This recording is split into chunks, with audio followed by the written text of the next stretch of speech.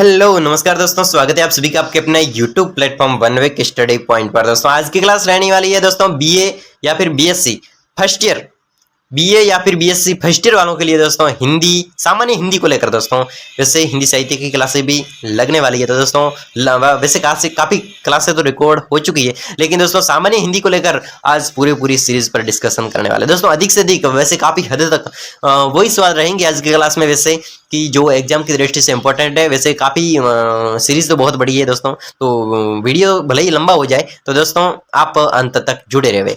आज की क्लास केवल सामान्य हिंदी यानी कि व्याकरण को लेकर दोस्तों। व्याकरण एग्जाम की दृष्टि से बहुत इंपॉर्टेंट रहती है और आपको वैसे व्याकरण के सवाल इतने इजी आते हैं कि आप इस सवालों को अगर एक बार भी, अगर आपने कुछ पीटीटी बीएसटीसी वगैरह की तैयारी की है, वैसे हिंदी से सामान्य हिंदी को पढ़ा होगा, जो भी व्याकरण पढ़ी है, ठीक है, संधि समास वगैरह, पर्यायवाची शब्द, ऐसे बहुत ही अच्छे सवाल आते हैं दोस्तों। बिल्कुल सिंपल होते, इतने हार्ड भी नहीं होते वैसे फर्स्ट ईयर में। सेकंड ईयर की बात हो तो वैसे कुछ होता है लेवल। तो दोस्तों आप अंत तक जुड़े रहे और काफी हद तक इंपॉर्टेंट सवाल है, उन्हीं पर डिस्कशन करेंगे। तो दोस्तों बहुत ही अच्छे तरीके से धीरे धीरे चलेंगे, तो आप अंत तक जुड़े रहे। चलिए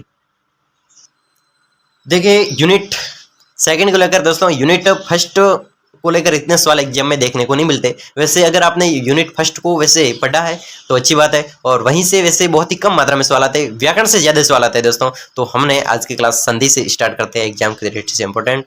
तो मैं आपको बता दूं कि संधि को एक विस्तृत तरीके से हम पढ़ेंगे, और संधि को विस्तृत पढ़ने के बाद में हम इस संधि से जो भी सवाल बनते हैं एग्जाम की दृष्टि से इंपॉर्टेंट, तो उन पर डिस्कशन करेंगे। संधि क्या है दोस्तों, आप जानते भी होंगे दोस्तों, आपने वैसे छोटी क्लासों से पढ़ना स्टार्ट कर चुके हैं कि संधि दो अक्षरों के आपस में मिलने से उनके रूप में, उच्चारण में जो परिवर्तन होता है तो उसे संधि कहा जाता है। जैसे कि गण प्लस इस तो गणेश, और इसमें क्या हुआ था, गण, इसमें अ की ध्वनि आ रही है और इस और ई बनाकर ए हो गया तो गणेश, ठीक है। तो ये, तो यहाँ गणेश शब्द का अर्थ, गणेश शब्द का जो अंतिम अक्षर क्या है, ओ, अंतिम स्वर है, एवं इस शब्द का अंतिम स्वर क्या है, ई। तो शुरू वाला स्वर, दोनों स्वरों के मिलने, शुरू वाला और अंत वाला यानी दोनों स्वरों के मिलने से एक ए स्वर की उत्पत्ति हुई, जिससे गणेश शब्द है वो बना, यानी कि एक नया शब्द बना गणेश।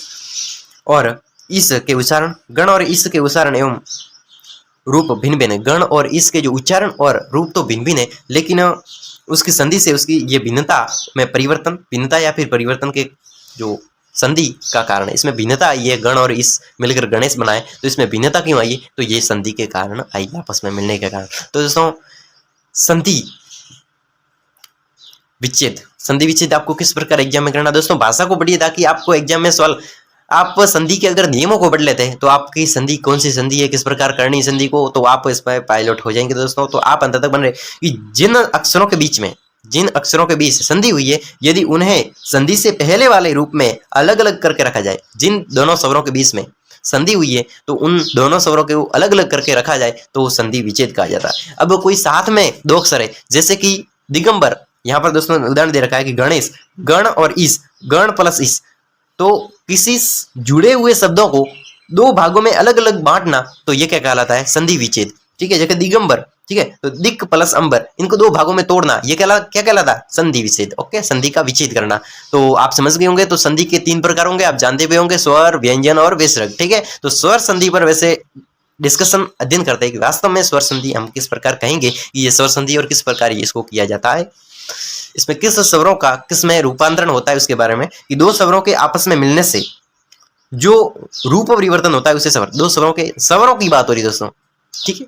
तो स्वरों के मिलने से जो रूप परिवर्तन होता है शब्दों में, जैसे कि भाव प्लस अर्थ, भावार्थ, तो ये स्वरों का जो भाव, इसमें अ आ रहा, ठीक है, अर्थ इसमें भी आ रहा, दो स्वरों के जो भाव, अ की ध्वनि आ रही है और अर्थ, ठीक है, इसमें भी अ की, और अ से और अ वाली संधि यानी कि स्वर संधि है, यानी कि दो स्वरों का आपस में मेल हो रहा है, यानी कि स्वार्थ, सॉरी भावार्थ। यहाँ भाव शब्द का अर्थ अ, भाव शब्द का अर्थ यहाँ पर क्या होगा, भाव, यानी कि अंतिम अक्षर क्या है, अ, और व प्लस अ, एवं अर्थ का पहला स्वर अ, दोनों स्वरों के मिलने से अ प्लस अ से आ स्वर की उत्पत्ति हुई, जिससे भावार्थ शब्द का निर्माण हुआ और स्वरों के ऐसे मेल को स्वर संधि कहा जाता है। दोस्तों स्वर संधि दो स्वरों के मेल को कहते हैं। स्वर की बात हो रही है दोस्तों, दो व्यंजनों की नहीं, दो स्वरों के मेल के जो उत्पन्न होता है वो स्वर संधि।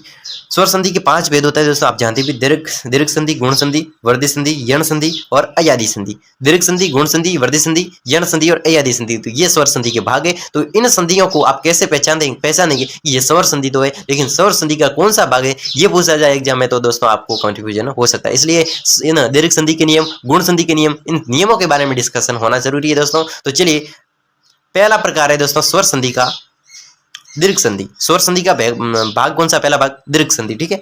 तो स्वर ह्रस्व संधि अ ई उ या दीर्घ आ ई उ के आपस में मिलने से यदि स्वर या उसी जाति के दीर्घ स्वर आ ई उ की उत्पत्ति हो तो उसे दीर्घ संधि कहेंगे। दोस्तों दीर्घ संधि किसको कहेंगे आप समझ गए होंगे कि दीर्घ संधि वो संधि होती है जिसमें क्या होता है कि अ ई उ यानी कि ई के ऊपर मात्रा नहीं है, यानी सोटा ई, और उ के यानी कि ये भी सोटा उ, सोटा ई सोटा उ, यहाँ पर आ नहीं है, सोटा ई सोटा उ, ठीक है। या फिर अ से आ और ई छोटा है यहाँ पर, तो बड़ा ई बड़ा उ, चाहे ये हो चाहे ये हो, इनके जो आपस में मिलने से, इन शब्दों के आपस में मिलने से यदि स्वर या फिर उसी जाति के दीर्घ स्वर जैसे कि आ ई उ की उत्पत्ति होती है तो उसे दीर्घ संधि के नाम से जाना जाता है। तो दोस्तों इसको हम एक उदाहरणों के माध्यम से समझते हैं, जैसे कि भावार्थ। मैंने इसको आपको वैसे डिस्कशन किया कि भावार्थ, भाव यहाँ पर पहले अ, ठीक है, भाव अ की ध्वनि आ रही, अर्थ यानी पहले अ, ये अ और व के अंदर जो अ आ रहा है तो ये इस अ और अ से मिलकर आ की उत्पत्ति हुई है, यानी कि भावार्थ, भावार्थ। यहाँ पर आ की ध्वनि उत्पन्न हो चुकी है। जैसे कि पुस्तकालय, पुस्तक क के पीछे अ की ध्वनि आ रही, पुस्तक, और यहाँ पर अ पुस्तक, इसके पीछे अ की और आ से मिलकर पुस्तकालय यानी कि अ प्लस आ यानी आ का निर्माण हुआ है। तो हम कह सकते हैं कि अ और आ का मिलकर निर्माण हुआ है, यानी कि स्वरों से मिलकर निर्माण हुआ है। तो यहाँ पर किसकी, दोनों स्वरों से मिलकर किसी स्वर की उत्पत्ति होती है, तो ये कौन सी संधि? दीर्घ संधि, ठीक है। तो आप समझ गए होंगे अब तो हम अब आगे बढ़ते हैं, कुछ स्वर संधि के उदाहरणों को ले लेते हैं दोस्तों। कि जैसे कि कविंदर, ई और ई और ई, तो कविंदर। जैसे कि गिरी, इसमें भी ई की ध्वनि आ रही है, ये भी ये गिरीश, गिरीश। जैसे कि महेंद्र, तो मही प्लस इंद्र। जैसे कि नदीश, तो नदी प्लस एस, नदी, इसके पीछे ई आ रहा है और ये भी ई और ई से मिलकर एक शब्द मिलकर बन गया। ई और ई के मिलकर अगर ई मिल रहा है, जैसे कि ई और ई, तो ई बन गया, तो ऊ प्लस ऊ, तो बड़ा ऊ बन गया।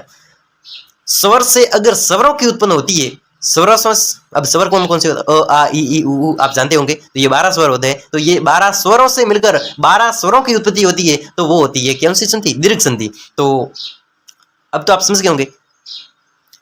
जैसे कि अबू, इसमें ऊ आ रहा यानी कि स्वर है, ऊ भी स्वर है, अबू, और ऊ से मिलकर एक बड़ा ऊ की उत्पत्ति हो रही है, यानी कि हम कह सकते हैं वो कौन सी संधि है? दीर्घ संधि। ओके, तो अब इन सवालों को आप एग्जाम में कर भी सकते हैं और अपने हिसाब से, वैसे पीटीटी बीएसटीसी की अगर आपके पास में बुक है तो उसमें भी सामान्य हिंदी दे रखी है, तो वहां से आप सामान्य हिंदी को पढ़ सकते हैं। अब हम आगे बढ़ते हैं गुण संधि की ओर। दोस्तों एग्जाम की दृष्टि से बेहद ही इंपॉर्टेंट रहती है। तो दोस्तों चलिए, गुण संधि है कि यदि अ या फिर आ के बाद में, अ और आ के बाद में अगर ई और ई और ऊ और ऊ अथवा री स्वर आता है, अगर किसी शब्द में अ और आ के बाद में ई बड़ी ई, ऊ बड़ा ऊ और री स्वर आता है, तो दोनों के मिलने से क्रमशः ओ आ और इन सब से मिलने से, दोनों के मिलने से ए ओ और अर हो जाते हैं, तो इन्हीं को गुण संधि के नाम से जाना जाता है। किस प्रकार हम उदाहरण के माध्यम से समझते हैं, जैसे कि देवेंद्र, जैसे कि देव, इसमें क्या आया? ओ और ई, ओ और ई से मिलकर अगर ए बना है, इस गुण संधि का नियम है कि अ और ई से मिलकर ए बनेगा। जैसे कि अ और बड़ी ई मिली है, फिर भी बड़ा ए बनेगा। ओके, तो जैसे कि देव प्लस इंद्र, देवेंद्र, गण, ओ, इसमें अ की ध्वनि है, गण, और ई, अ प्लस ई बराबर ए बना, तो गण, इसमें अ की ध्वनि आई और ई, गणेश। यथा प्लस इष्ट, यथेष्ट। महा प्लस इष्ट, महेश। ज्ञान प्लस उदय, ज्ञानोदय।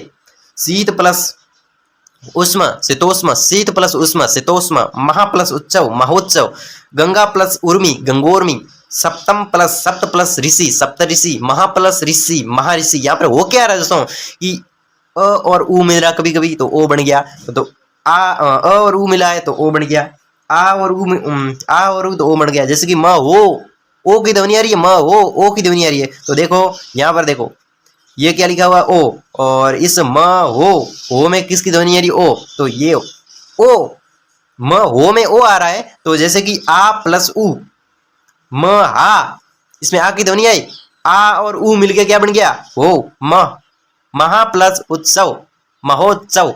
अब तो समझ गए होंगे, आ प्लस बड़ा ओ, आ और उ मिलके ओ बना, तो गंगा आ की ध्वनि उ, आ और उ गंगो, ओ की ध्वनि उत्पन्न होगी। दोस्तों सप्त ऋषि सप्त प्लस ऋषि, ठीक है। अब वर्दी संधि की ओर आगे बढ़ते हैं एग्जाम की दृष्टि से, ये भी इंपॉर्टेंट रहती है दोस्तों। हर संधि जैसे सवाल से एग्जाम आते हैं, एग्जाम में संधि से रिलेटेड दोस्तों सवाल आएंगे दोस्तों जरूर। आपको ये सवाल नहीं पूछा जाएगा कि संधि स्वर संधि किसे कहते हैं, गुण संधि किसे कहते हैं, ये सवाल नहीं पूछा जाएगा। आपको एक उदाहरण पूछा जाएगा कि ये जो शब्द दे रखा है इसमें कौन सी संधि है, या फिर ये पूछा जाएगा कि कोई शब्द दे दिया जाएगा तो इसकी संधि विशेष निम्न में से क्या होगी। अलग अलग 4 संधि विशेष दे रखी होगी, तो उनमें से कौन सी संधि विशेष सही है, तो इस प्रकार पूछा जाएगा। हम इसलिए गहराई से पढ़ रहे हैं ताकि आपके एग्जाम में वैसे आप संधि को पहचान सको। अगर आपको सामने कोई शब्द दे दिया गया, ठीक है, तो उस शब्द को आपको देखकर यह पहचानना पड़ेगा कि इसमें कौन सी संधि का कौन सा भाग है। तो इसलिए वर्दी संधि यदि अ आ के बाद में ए और ए, आ के बाद में ओ हो तो ओ में बदलना वर्दी संधि कहलाता है। जैसे कि 1 प्लस 1 एक, इसके पीछे क्या आया अ, और ये अ और ए मिलकर एक एक बना। क्यों बना, क्योंकि यहाँ पर वर्दी संधि का नियम है कि ए अगर अ के बाद में ए आएगा तो उसका ए बनेगा, बड़ा ए बनेगा। वर्दी संधि का नियम है कि अ और ए के बाद में अ के बाद में ए आएगा तो बड़ा ए बनेगा, यह नियम है। जैसे कि यहाँ पर आया ओ और यहाँ पर आया छोटा ए, ओ और छोटा ए, तो नियम क्या है, ए बनेगा। जैसे कि एक एक, ए की ध्वनि एक एक, तथा प्लस एव तथेव, वन प्लस औषधि वनौषधि, महा प्लस औषध महोषध, ठीक है। यण संधि की ओर बढ़ते हैं। यण संधि दोस्तों अगर यदि ई और ई, छोटी ई और बड़ी ई, छोटा ऊ और बड़ा ऊ या री के बाद में कोई भिन्न स्वर आता है तो ई का य और ऊ का व, री का र हो जाना है यण संधि। दोस्तों किस प्रकार एग्जाम से एग्जाम्पल से समझते हैं कि यदि प्लस अपि, यद्यपि, जैसे कि ई स्वर यण संधि क्या कहती है, यण संधि का नियम आपको याद रखना है ताकि एग्जाम में सवाल गलत ना हो। क्योंकि अब आपको यद्यपि शब्द दे दिया एग्जाम में और आपको पूछ लिया जाएगा कि इस यद्यपि शब्द में कौन सी संधि है, तो संधियां दे रखी है गुण संधि, वर्दी संधि, यण संधि और अयादि संधि, तो आपको क्या टिक लगाना है, यण संधि। क्योंकि यहाँ पर यद्यपि में क्या हो रहा है कि यद्यपि, यदि प्लस अपि, यद्यपि, यदि इसमें ई की ध्वनि आ रही है और अपि ई और अ, ई के बाद में अगर भिन्न स्वर आता है तो य बन जाता है, ये नियम है। अगर ई के बाद में आ जाता है तो या बन जाता है। अगर बड़ी ई के बाद में आ जाता है तो या बन जाता है। ई के बाद में बड़ा हुआ आ जाता है तो यू बन जाता है। जैसे कि वी प्लस उह व्यूह, वी प्लस उह व्यूह, प्रति प्लस एक प्रत्येक, नदी प्लस आगम नदी आगम, ऊपरी प्लस उक्त उपयुक्त, ऊपरी प्लस उक्त उपयुक्त। तो ये कौन सी संधि के उदाहरण है, यण संधि के। अब तो आप पहचान लोगे दोस्तों, आप प्रैक्टिस कीजिए, इस नियमों को ध्यान में रखिए, याद कीजिए कि नियम क्या कह रहे हैं, उसी हिसाब से चलना है। आगे बढ़ते हैं। ऊ के बाद में अगर भिन्न स्वर आता है अ तो क्या बन जाता है व। नियमों को याद रखने पड़ेंगे। अगर ऊ किस प्रकार ऊ आएगा, जैसे कि समन्वय, सॉरी अन्वय, ठीक है, अन्वय। तो अन क्या हो गया अनु, और व्यय तो अय, अनु प्लस अय अन्वय। स्वागत तो स्वागत, सु प्लस आगत स्वागत। अन्वेषण, अनु प्लस ऐसन अन्वेषण, अनु प्लस इति अन्विति, पितृ प्लस आदेश पित्रादेश। आगे बढ़ते हैं अयादि संधि की ओर। अयादी संधि क्या करेगी, ए और ओ, ए ओ तथा ओ के बाद में यदि कोई भिन्न स्वर आता है, अगर किसी शब्द में ए ओ के बाद में ओ, बड़ा ओ के बाद में यदि कोई भिन्न स्वर आए तो ए बन जाता है, तो ए का आई बन जाता है, ए का बड़े ए का आई बन जाता है, ओ का औ बन जाता है, औ का आव बन जाता है, हो जाना अयादी संधि कहलाता है। किस प्रकार एग्जाम्पल की दृष्टि से समझते हैं कि ने प्लस अक नायक, नयक गायक, गे प्लस अक गे, गे में किसकी ध्वनि आ रही, ए की, तो ये बड़ा ए, क्योंकि गे के ऊपर कितनी मात्रा है, 2, मतलब गई, तो गई मतलब बड़ा है, 2 मात्रा है मतलब यहाँ पर बड़ा ए होगा। अगर यहाँ पर 1 मात्रा होती तो यहाँ पर कैसी होती, मात्रा नहीं होती, छोटा ए होता। तो ए प्लस ओ तो क्या बढ़ गया, आए, तो कैसे गे, ए की ध्वनि आ रही, ओ ए और ओ मिलकर गायक, आए गाय, आए गाय, दोस्तों ध्वनि आ रही है, आय की ध्वनि है, तो गे प्लस अक गायक, नाइक, ने प्लस इका नाइक, पो प्लस अन पोवन, पवन, पो प्लस अन पोवन, पो प्लस इत्र पवित्र, पो प्लस अक पावक, नो प्लस इक नाविक, नो प्लस इक नाविक, ने प्लस अन नयन, गे प्लस अक गायक, ने प्लस इका नायिका, पो प्लस अन पवन, पो प्लस इत्र पवित्र, पो प्लस अक पावक, नो प्लस एक नाविक। तो दोस्तों आप समझ गए होंगे कि ये कौन सी संधि के उदाहरण है, तो अयादी संधि। दोस्तों आपके सामने अगर पवित्र शब्द दे दिया जाए कि इसकी संधि विच्छेद कीजिए तो पो प्लस इत्र, और इसमें अगर ऐसा पूछ लिया है कि पवित्र शब्द में कौन सी संधि है तो कौन सी संधि, अयादी संधि। अब तो ध्यान रखना व्यंजन संधि, दोस्तों एग्जाम की दृष्टि से काफी हद तक अच्छी दोस्तों ये संधि है व्यंजन संधि। चलिए व्यंजन संधि में क्या होता है कि यदि व्यंजन वर्ण के बाद में व्यंजन, यदि व्यंजन वर्ण के बाद में व्यंजन वर्ण या फिर स्वर्ण वर्ण की संधि से व्यंजन में कोई विकार उत्पन्न हो तो कौन सी संधि, व्यंजन संधि कहलाती है। तो जैसे कि सत प्लस गति सतगति, सत प्लस गति सतगति, वाक प्लस इस वाक इस। ठीक है दोस्तों, वैसे आपको इस वैसे उदाहरणों की ओर ले जाता हूँ, वस्तुनिष्ठ प्रश्नों की ओर, कि आपके एग्जाम में किस प्रकार सवाल पूछे जाएंगे। तो देखिए दोस्तों, पहला सवाल है कि जय द्रथ, अब आपके एग्जाम में सवाल पूछ लिया जाएगा कि जय द्रथ में कौन सी संधि है, जय द्रथ में तो कौन सी संधि, व्यंजन संधि है। जय द्रथ में कौन सी संधि, व्यंजन संधि। और पितृगण, पितृगण इसमें कौन सी, स्वर संधि। इसमें क्या हो रहा है कि स्वर स्वर मिल रहा है, पितरो गण, ठीक है। तदिच्छा इसमें व्यंजन संधि। उपेंद्र गुण संधि। सुवंत इसमें व्यंजन संधि। सुबंध सुबंत इसमें भी व्यंजन संधि। मनोविज्ञान इसमें विसर्ग संधि, मनोविज्ञान में विसर्ग, मनोह प्लस विज्ञान इसमें विसर्ग संधि। मात्राज्ञा इसमें कौन सी संधि, यण संधि। कपीस, अब एग्जाम में पूछ लिया जाएगा कि कपीस में कौन सी संधि है तो दीर्घ संधि। नमस्कार में कौन सी संधि, विसर्ग, नमः प्लस कार, ठीक है नमस्कार। जैसे निसंतान, निहि प्लस संतान इसमें भी विसर्ग संधि, विसर्ग लग रहा है, ठीक है। और एक और सवाल, उन्नति, उन्नति में कौन सी संधि, व्यंजन संधि, ओके। और सुरेश में गुण संधि, दोस्तों सुरेश में बिल्कुल गुण संधि है। और आच्छादन, आच्छादन में व्यंजन संधि है, कौन सी है, आच्छादन में व्यंजन संधि है। और तेजोमय, तेजोमय में कौन सी, विसर्ग संधि, कौन सी, विसर्ग संधि तेजोमय में। और व्यायाम, व्यायाम में कौन सी संधि, व्यायाम में यण संधि, ओके। और उद्गार, उद्गार में कौन सी है, व्यंजन संधि। और साथ ही साथ दंतोष्ट, दोस्तों दंतोष्ट, दंत प्लस ओष्ट, तो दंतोष्ट में वर्धी संधि दोस्तों, क्यों, क्योंकि यहाँ पर डबल मात्रा है। आप तो ये तो ध्यान रखना कि जिस शब्द पर डबल मात्रा है तो वर्धी संधि होगी, क्योंकि डबल मात्रा है। और पितृनुमति, पितृनुमति पितृ प्लस अनुमति तो कौन सी संधि, दीर्घ संधि। और उद्योग, उद्योग में व्यंजन संधि। संतान व्यंजन संधि, संतान में व्यंजन संधि। दुष्कर, दुष्कर में विसर्ग, दुहु प्लस कर, जैसे कि आदर्श आ गया यहाँ पर, तो दुहु प्लस कर, तो दुष्कर इसमें कौन सी, विसर्ग संधि, विसर्ग लग रहा है। एक वागजाल, वागजाल तो कौन सी, व्यंजन संधि, वागजाल में व्यंजन। पावक, पो धन अक, पो धन अक, अयादी संधि, कौन सी, अयादी संधि। निराशा, निहि धन राशा, निराशा विसर्ग संधि दोस्तों निराशा विसर्ग, क्योंकि निहि धन राशा यानी निराशा, निहि यानी कि यहाँ पर विसर्ग आ रहा है। अगला है विपत, सॉरी विपजाल, विपजाल में व्यंजन संधि, विपजाल में व्यंजन, एक एक दोस्तों, एक एक यहाँ पर डबल मात्रा यानी कि प्रतिसंधि, वर्दी हो रही है मात्रा में। और निज, निरज, निरज में कौन सी, विसर्ग, निहि प्लस रज, निहि प्लस रज, यहाँ पर बिंदी आ रही दो यानी कि विसर्ग लग रहा है, यानी कि विसर्ग संधि। एक है अंजत, दोस्तों अंजत में कौन सी संधि है, अंजित में व्यंजन संधि दोस्तों एग्जाम की दृष्टि से बेहद इंपॉर्टेंट सवाल है कि इस अंजित में व्यंजन संधि है और मृत्यु अनुसार यानी मृत्यु अनुसार गुण संधि है। अनेसी में वर्धी संधि है। पवन गुण संधि है।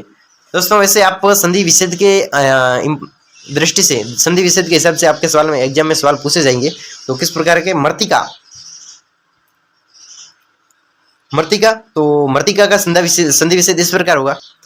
मृतिका का होगा मह प्लस तिका मृतिका, मह प्लस तिका मृतिका। यहाँ पर कौन सी संधि है? विसर्ग संधि है। अगला है उन्मोचन। उन्मोचन में उद प्लस मोचन, तो क्या हो गया? उन्मोचन। ठीक है। अनवर्थ, अनवर्थ में अनु प्लस अर्थ, अनवर्थ। ठीक है। दुर्भाग्य, दुहु प्लस भाग्य, दुर्भाग्य, दुहु प्लस भाग्य। अत्यंत, अति प्लस अंत, अत्यंत। दुस्लील, दुस्सील, दुस्सील में कौन सी होगी? दुहु प्लस सिल, दुस्सील, दुहु प्लस सिल। व्याप्त, वी प्लस आप्त, व्याप्त। ठीक है। वागजाल, वागजाल, वाग प्लस जाल, वागजाल, व्यंजन संधि, वाग प्लस जाल, व्यंजन संधि, वागजाल। परिणाम, परि प्लस हणाम, परिणाम, परिणाम, परि प्लस हणाम। दोस्तों आपके एग्जाम में सवाल पूछा जाएगा कि परिणाम शब्द का संधि विच्छेद है निम्न में से, तो क्या आपको टिक करना? आप सीआर दे दी जाएंगे तो आपको करना परि प्लस नाम। आप ये ना कर दो, ये तो विसर्ग में आ जाएगा, आप इसको ये करना। और ये तो बिल्कुल परि प्लस मान, बिल्कुल परिमान गलत है। और परि ही हो गया, ये तो परि प्लस मण, ये तो बिल्कुल आपको दोस्तों साफ साफ दिख रहा है, परि प्लस मान, परिमाण। अगला है भावुक, भो प्लस उक, भावुक, भो प्लस उक, भावुक। ओके। और दुष्ट, दुहु दोस्तों विसर्ग है, दुहु प्लस ट, दुष्ट। संदेह, सम प्लस देह, सम प्लस देह, संदेह। ओके। आगे बढ़ते एकेश्वर, एकेश्वर में एक प्लस ईश्वर, एकेश्वर। कैसे? एक प्लस ईश्वर, एकेश्वर। एकेश्वर में एक प्लस ईश्वर, एकेश्वर, ये संधि है। फिर है उद्घाटन, उत प्लस घाटन, उद्घाटन, उत प्लस घाटन, उद्घाटन। नरेंद्र दोस्तों, नरेंद्र गुण संधि है। नर प्लस इंद्र, नरेंद्र। महेंद्र है तो मर प्लस महेंद्र, सॉरी महा प्लस इंद्र, गुण संधि। नरेंद्र नर प्लस इंद्र और महेंद्र महा प्लस इंद्र, इस प्रकार होगी। उत्तीर्ण, उद प्लस तीर्ण, उत्तीर्ण का होगा उद प्लस तीर्ण। और संतोष, संतोष का होगा सम प्लस तोष, संतोष, सम प्लस तोष, संतोष। वद्वेषण, वद्वेषण का वद्दु प्लस ऐषण, वद्वेषण, वद्दु प्लस ऐषण, वद्वेषण। वेदांत, वेदांत, वेद प्लस अंत, वेदांत, वेद प्लस अंत, वेदांत। दुष्फल, दुहु, या दोस्तों विसर्ग लिख रहा है, विसर्ग संधि, दुहु प्लस फल, दुष्फल। यशोगान, यशह दोस्तों विसर्ग लिख रहा है, यशोगान, यशह प्लस गान। संकटापन, संकटापन, संकट प्लस आपन, संकटापन, संकट प्लस आपन। अच्युतोद्वार, अच्युत प्लस उद्वार, अच्युतो प्लस अच्युत प्लस उद्वार। फिर वसंत, वसंतो, वसंत, वसंतस्व यानी कि वसंत प्लस उत्सव। ठीक है। फिर नवोडा, नवोडा का नव प्लस उड़ा, नवोडा, नव प्लस उड़ा, नवोडा। द्रोणाचार्य, द्रोण प्लस आचार्य, द्रोणाचार्य। राजाज्ञा, राजन प्लस आज्ञा, राजाज्ञा, राजन प्लस आज्ञा, राजाज्ञा। ठीक है। फिर है अक्षोहिणी, अक्षोहिणी मतलब अक्षोहिणी सेना होती बहुत सारी, लाखों, लाखों को, करोड़ों को क्या कहते हैं? अक्षोहिणी। तो अक्ष प्लस उहिणी, अक्षोहिणी। फिर उद्विग्न, उत प्लस विघ्न, उद्विग्न। आगे बढ़ते हैं विरोचित, वीर प्लस उचित, विरोचित, वीर प्लस उचित, विरोचित होगी। व्युत्पन्न, व्युत्पन्न यानी कि वी प्लस उत्पत्ति, व्युत्पत्ति। ठीक है। व्युत्पत्ति को वी प्लस उत्पत्ति, तो व्युत्पत्ति। फिर है बहिर्गत, बहिर्गत को वहित, वहिग प्लस त, वहिग प्लस त, बहिर्गत। त्रिभुजाकार, त्रिभुज प्लस आकार, त्रिभुजाकार। संहार, सम प्लस हार, संहार। हिमाचल, हिम प्लस अचल, अंचल, हिम प्लस अंचल, हिमाचल। यथेष्ट, यथो प्लस इष्ट, यथा प्लस इष्ट, यथेष्ट का क्या होगा? यथा प्लस इष्ट, यथेष्ट। लोकेश, लोक प्लस इस, लोकेश, लोक प्लस इस, लोकेश। पुस्तकालय, पुस्तक धन आलय, पुस्तकालय, पुस्तकालय, पुस्तक धन आलय, पुस्तकालय। दोस्तों इस प्लस को धन भी बोला जाता है। ओके। फिर है प्रातः, प्रातः काल दोस्तों बिंदिया आ रही है यानी कि विसर्ग संधि है। और क्या? प्रातः प्लस काल, प्रातः काल। आगे दुर्नीति, दुर्नीति का क्या होगा? दुहु प्लस नीति, दुर्नीति। मार्तंड, मार्तंड का होगा मार्त प्लस अंड, मार्तंड। सुसुप्त, सुसुप्त होगा सुसुप्त, सु प्लस सुप्त, सुसुप्त का होगा सुधन सुप्त। मनोज का होगा मनह प्लस ज, मनोज, मनह प्लस ज, मनोज। आप में से कोई होगा। हितोपदेश, हितोपदेश यानी किसी हित के उपदेश देने वाला हितोपदेश दोस्तों, हित प्लस उपदेश दोस्तों। हितोपदेश को वैसे आपको उपसर्ग यानी कि हितोपदेश में कौन सा उपसर्ग है, कौन सा प्रत्यय है, उसके बारे में पूछ लिया जाएगा। फिर आएगा उस पर भी हम डिस्कशन करेंगे। हर प्रकार के समास से संधि होगी, समास संधि हो रही है वैसे, समास विशेषण और पर्यायवाची शब्द है, समानार्थी, देश विदेश शब्द दोस्तों, उसके बारे में दोस्तों डिस्कशन जरूर करेंगे। और दोस्तों क्लासें लंबी हो रही है इसलिए वैसे आपके सामने डिस्कशन अलग अलग क्लासों में होगा। तो हितोपदेश का होगा हित प्लस उपदेश, सवरोप का हो गया सवर प्लस सरह प्लस वर, सरोवर। हिमालय का हिम प्लस आले, हिमालय। आगे बढ़ते हैं।